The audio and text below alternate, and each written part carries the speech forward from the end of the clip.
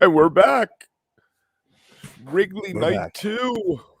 Night 2. They seemed a lot more energized and awake than I felt today and watching the show tonight, which was awesome though. They looked and sounded great. Yeah, we On only got fire. one new tune. Only got one new tune tonight. Yeah. And that was pretty much out of the gate there. Um, let me just say about trucking. They opened. Who's on banners tonight? Get the set Who's list on up there. Where banners is it? tonight? Who is? Is that it? There it is. Is this tonight's? It's under banners. There it is. Oh, right. So trucking has been truncated for many years. In like 72 to 74, it was one of Bobby's big three with the other one playing. In the 80s, it was all wham bam, thank you, ma'am. And it's still like that today. I feel like it's the one song that isn't reaching its potential, but we got the smokestack out of it, which, the nod to Howlin' Wolf, Chess Records, Chicago. Yeah. And I at the don't I end. thought the trucking was pretty though for as we've talked about the opening night or the first songs of the nights have sometimes been like they're not loosened up yet. They're not ready to go yet. But I think playing back to back nights, they were kind of ready to go tonight, which was cool to see. I thought that trucking, while it still doesn't get there in all the versions, I thought tonight, though, third time they've played it. So they had that going for them back to back nights. They didn't really need to warm up and like had a night off. So they were kicking it. And I thought it kind of I thought it kind of showed they were ready to go. I think it fell into a nice groove. Everyone seemed to be on. Obviously, the Chicago line in the song again gets kind of the crowd going right away. So you're like, sweet, let's party, let's play, let's do this. I think everyone was cool, ready to go. And then Smokestack, dude, going into it was awesome. Like, such a nice transition, like a beautiful, like just right into it. And then back into the trucking for like kind of the end of They the had a trucking. mashup. It was the And then, yeah, mashup. that's what I was gonna say. It was like a mashup. It sounded like something that DJ Gobi or whatever her name is would like do something like that with the mashup. I thought that was kind of fun. That was cool. Right, exactly. I like the mashup. I Yeah, thought it they was were gonna cool. go full on back into trucking, but Well, and that's interesting something way. else like we've been talking about is how they've put in endings on certain songs, right? Like Mm, the fire and like the way they've like did it like with endings. So this was a cool, nice ending of the way like kind of mixing these together and having a fun way out of the songs. I thought it was cool. yep. And then we got Althea, which hit number 4. I was gonna ask you which song do you think is gonna be played the most, and then I was like, well, it's got to be a Mayor tune because the pool is so small. Um, let's talk about Althea a little bit. It's a blues song, right? Everybody would grant that it's a blues song in the biblical sense. Garcia never played anything straight. He never played straight blues. And Mm-hmm. I think that Mayer does a lot more playing it straight blues. And I Mm-hmm. guess I will take an Althea every third night, which is where it's hitting. If you're hitting 4 songs out of 12 shows. And as I said last time, it's kind of their song. Like they kind of have made it theirs. Like they kind of own it. At least he kind of owns it, right? Like what he's done to it. And to your point, like the way he plays it and the way they do it, it's sort of it I don't know. It goes places. I don't. I feel like this is like when people are like, oh, you never heard like you never got to see Dead and Co. or you never saw like here, listen to this Althea from whenever, and like this is kind of like that's sort of your Mhm. intro into them because they just own that song. He just yeah, it's and every for that and Bertha kind of has that same feel to it as this one, and they've played them both 4 times now, so you're kind of getting that Mhm. feeling that Both one as Mayer well. tunes, yep. Yeah. So to your point, one of those two I think will be the one we hear the most ends up Right. being the leader. And then we get a half step. I mentioned to you earlier my non-love for Wake of the Flood. I really could do without most of that album. And then half step. This is the only time you're going to hear me say something about them being slow tonight, but they got slow when they before the Rio Grande part, like going backwards slow, and Well, then you know I think part of that though too is this song is one of those that we talk about often again that doesn't fit Bobby's singing style necessarily. It's kind of a harder one for him to sing the way he sings it. You know what I mean? So you kind of have to slow it down a little bit. The chorus part, they all sound great and it gets going and they're in it. But then when it's like kind of Bobby on his own going through the lyrics, When we hit the Rio Grandeo, it slows down. yeah. And I mean, the part where he's like, what's the point of calling shots? This cue ain't straight in line. Like Right.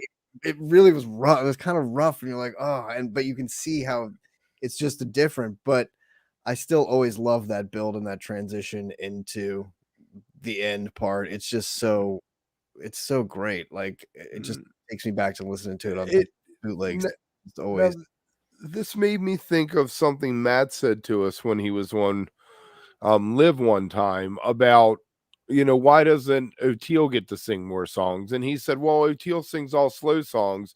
And if I put an O'Teal song and then some other song that I think is going to be up, more upbeat, it turns out to be slow, then you end up with slow.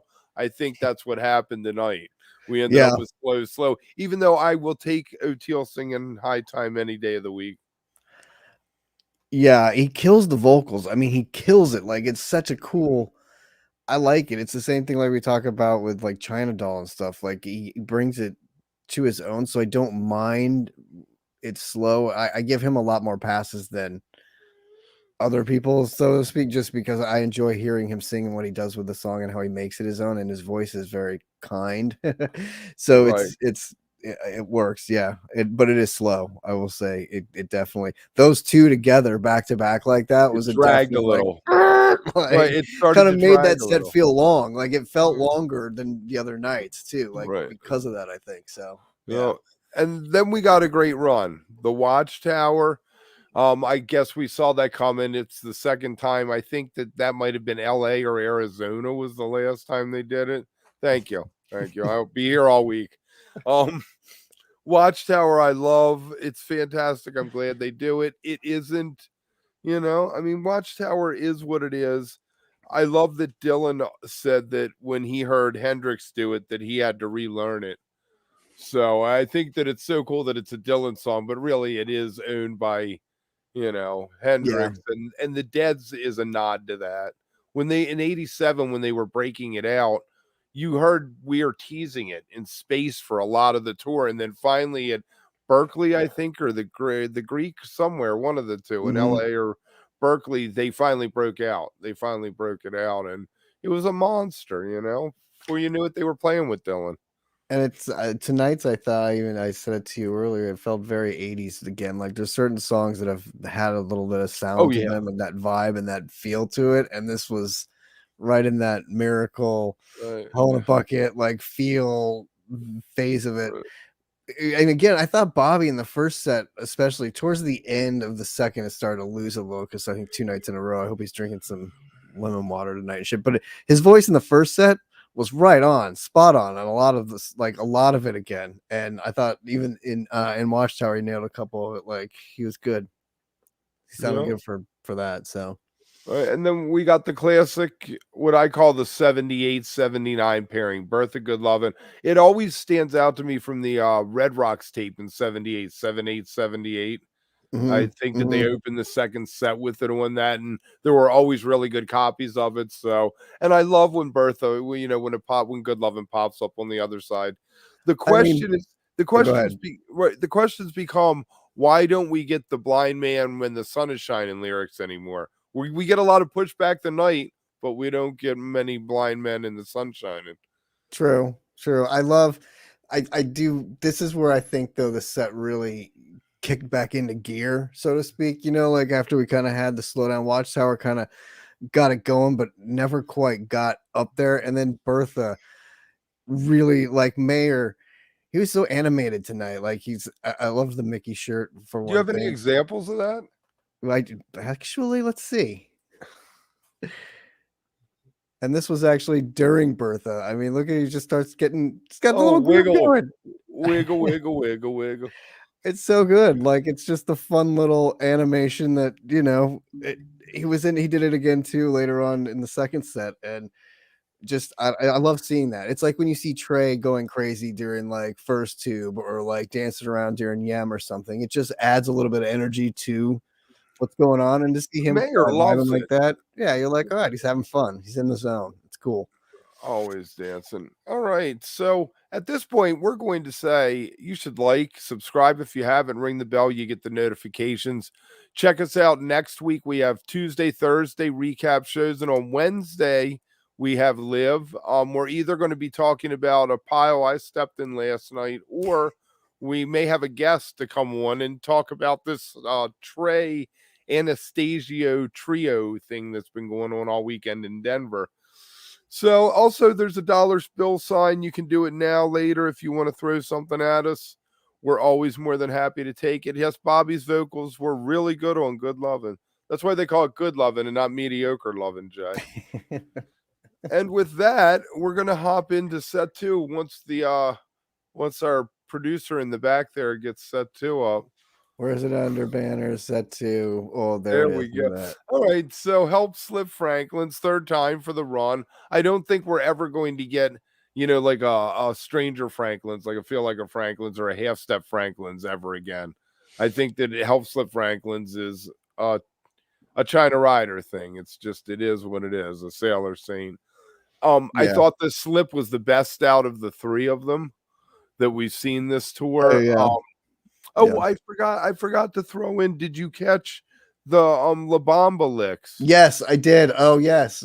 I have that in the notes too. The La Bamba tease. I have that right in there Yeah. after Bobby's doing his high pitched daddy Yeah. voice in the middle of the song, as We pointed out. Like digress. but yes, it definitely was in there. That's funny. Yes. Yes. Oh, I like I said, I thought. I mean, help on the way is help on the way. I know people are like, oh, sometimes you just run over songs, but I mean, help doesn't change. It's 3.5 minutes. It's the great opener. It builds the anticipation, and when they drop into Slipknot, you're gonna get your payout. Hopefully.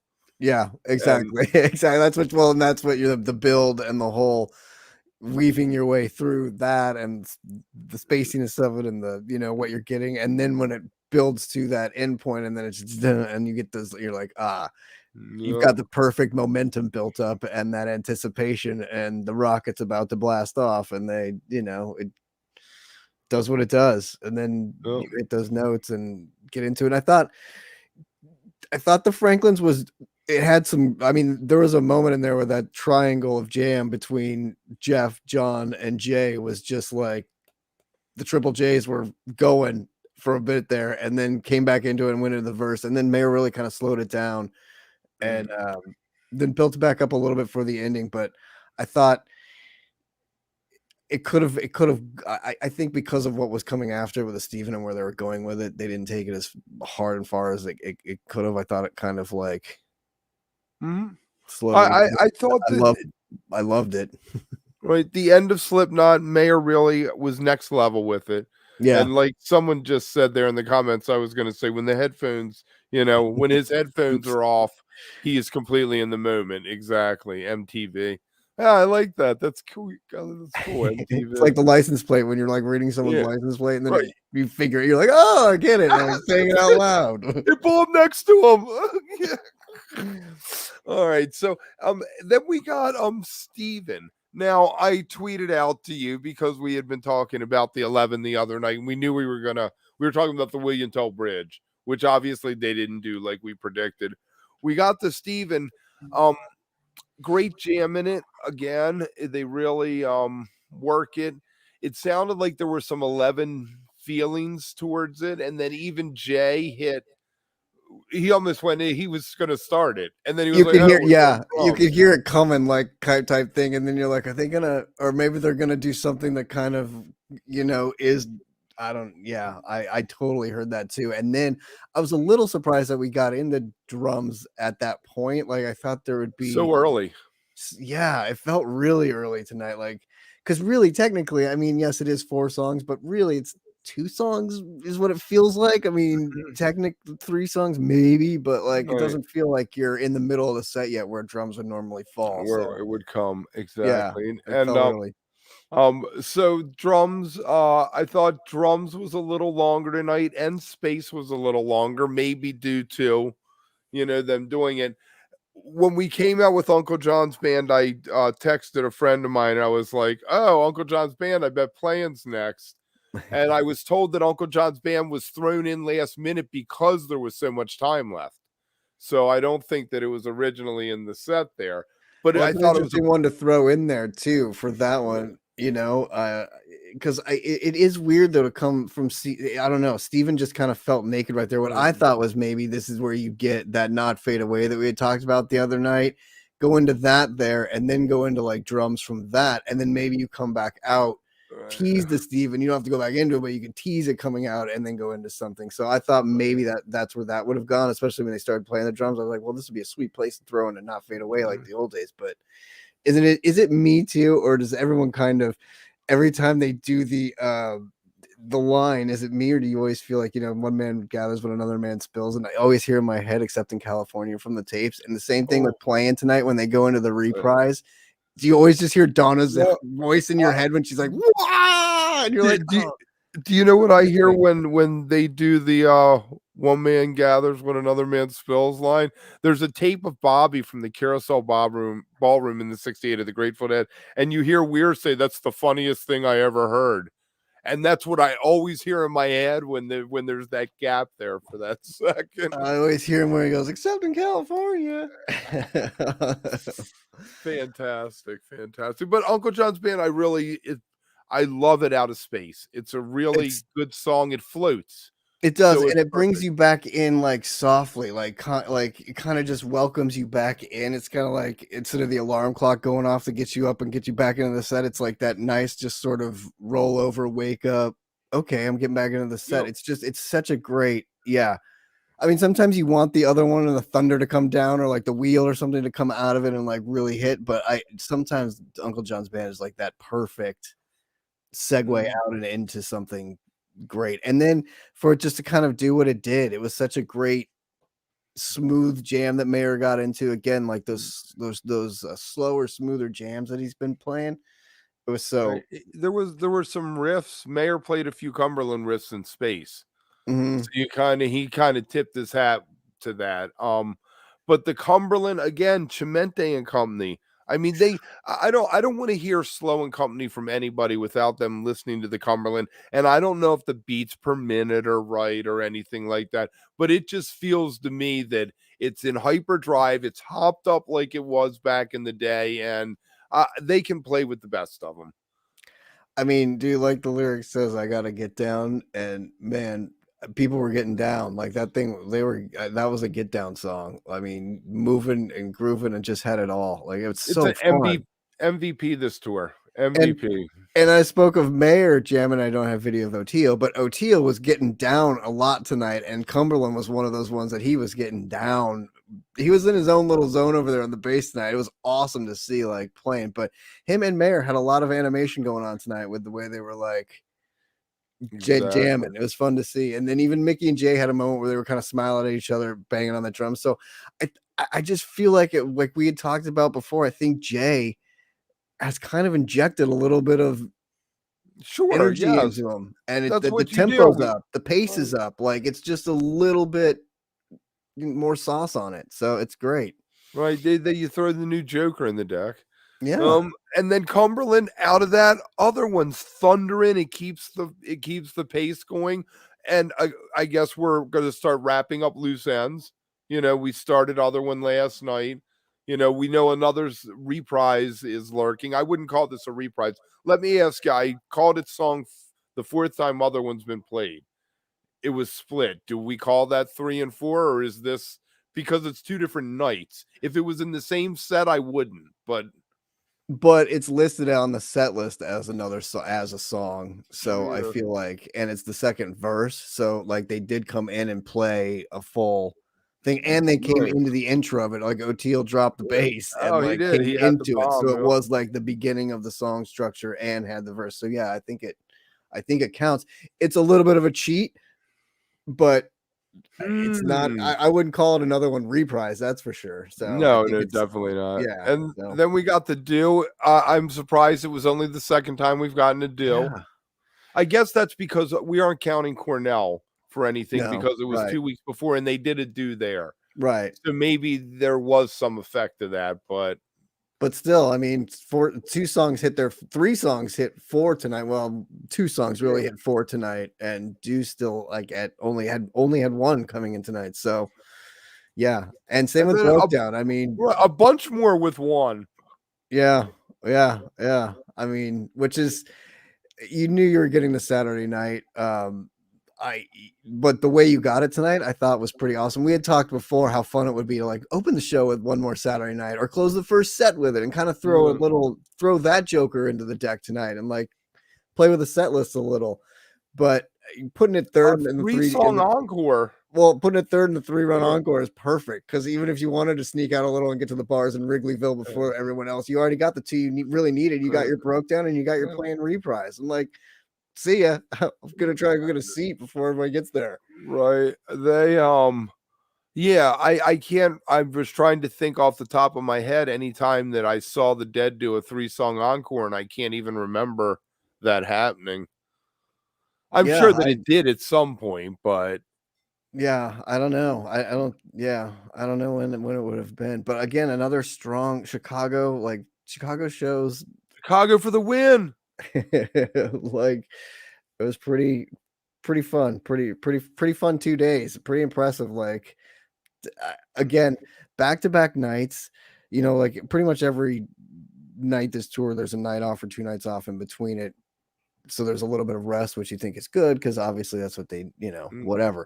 But back-to-back nights here really pay in the middle of tour, pretty much like we're almost hitting that middle pole of it, and it sounded great. I mean, again, Bobby towards the end, but I mean that he was belting shit out all the way through, and they were ripping. Thursday at set break, we will be at the halfway point of our 29 shows. Wow. Yeah. Flying by. We're moving.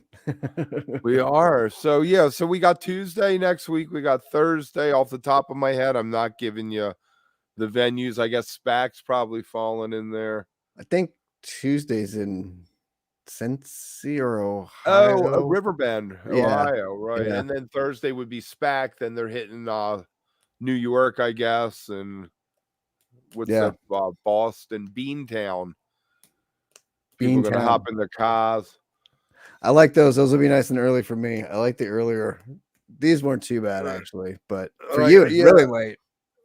And then we get some good. We're gonna have a nice run there with the Boulder and the Gorge in the end. So those will be cool. I'm wondering, do you think that each of those last 3 venues are going to be microcosms? Everything's on the table. Like Deer Creek will end tour proper of, we have this pool of songs and we don't want to repeat too much. And then, well, and I kind of feel like right now, I mean, it almost feels like there's a lot of rotation happening, right? Like it's a lot of the same things, just sort of mixed up in different places and ways and stuff. I mean, our good friend Llama went tonight to tonight's show and was worried, even said to us like, oh man, is there anything even left after the last 2 nights? It kind of played it kind of everything, and we're like, there's so much left for tonight. And look what you got tonight. Like, look what you got tonight. Amazing. They got boxes of songs. Boxes of songs. So I feel like I kind of feel like, everything's on the table anyway. And I definitely feel like once they get to San Francisco, I think those are anything goes shows, because that's the end of the line. So it kind of starts over, I think, in there. And I think Boulder through the Gorge will kind of be the same thing. I think they'll get some special songs in throughout there and some paybacks. I mean, we know what Matt's thinking and what he's been doing so far. So it's been pretty fantastic. So I look forward to it though. All right. And with that, we're going to say like, subscribe. We'll be back. Follow us. We're on Twitter. See, I'm Radiator. Have a good rest of your weekend. And also at What Plus. See you Tuesday. Bye.